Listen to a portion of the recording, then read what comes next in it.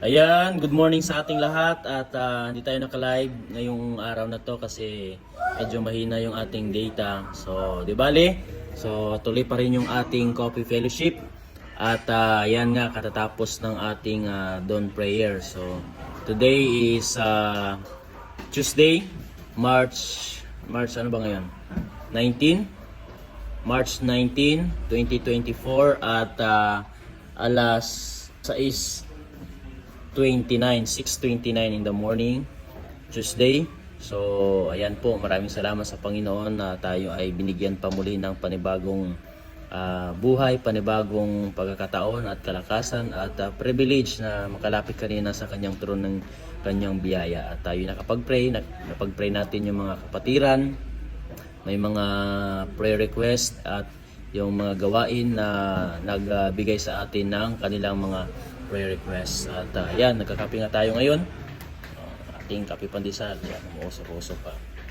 So, salamat sa Panginoon at atin muling binabati at sina-shout out yung ating mga kaibigan from Mindanao, sila Pastor Arnel Taklin, sa Balubal Bukidnon, si Pastor George, sila Pastor Gamot at iba pang mga pastoran dyan sa Mindanao. Tayo, ito yung kape. Tasa mo. May, kunan mo, tasa mo. Ayan. Tapos, yung ating mga kaibigan pastors dyan sa Visayas, Pastor Jerry Labid, Pastor Ed Labid, sila Pastor JP Rabago, dyan sa Bohol, at yung ating mga kaibigan pa dyan. Of course, sila Pastor Dante Senyora at kanyang pamilya. Good morning po at kumusta po kayo? At ganun din yung ating mga kaibigan dito sa Luzon, sila Pastor Jake sa Tarlac, sila Pastor Jeff sa Baras Rizal, at maging si Pastor Jonard, yung mga taga Bulacan din, sila Pastor Noel, Pastor Jeff, Pastor Lumboy, Pastor Aman, shout out sa Pastor Aman, Pastor Ronel, si Pastor John, natapos na. At maging mga bandang norte, sila Pastor Samuel, Pastor Leslie, at lahat ng ating mga kaibigan dyan. Good morning. So, blessing po yung sharing kanina sapagkat ay patungkol sa buhay ni Haring Jehoshaphat, paano siya nag-pray at ano yung kanyang response or kanyang attitude pagdating sa prayer.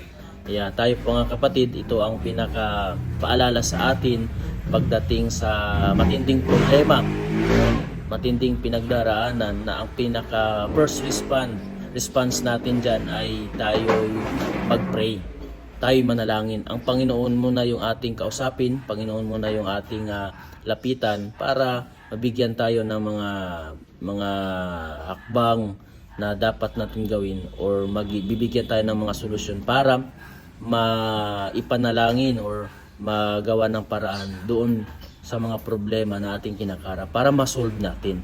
Okay? Yun yung pinaka first response natin as a Christian pag mayroon tayong matinding pagsubok at problema. Amen?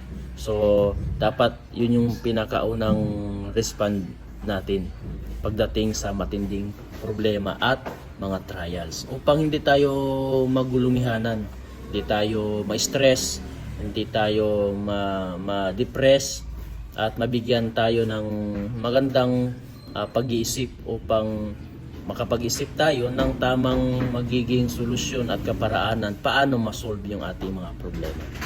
Amen? So, ganun lang po kasimple yung mensahe kanina at malaking tulong yun sa atin, especially sa mga Kristiyano na mayroong pinagdaraanan sa ating mga buhay. Na pagdating sa matinding problema, matinding pagsubok, ay Diyos lagi ang unang lapitan. Diyos lagi ang unang konsultahin. Amen? So maraming salamat at muli isang mapagpalang umaga sa ating lahat. To si Brother Paul, ang inyong kapandisal. Maraming salamat. God bless. To God be the glory.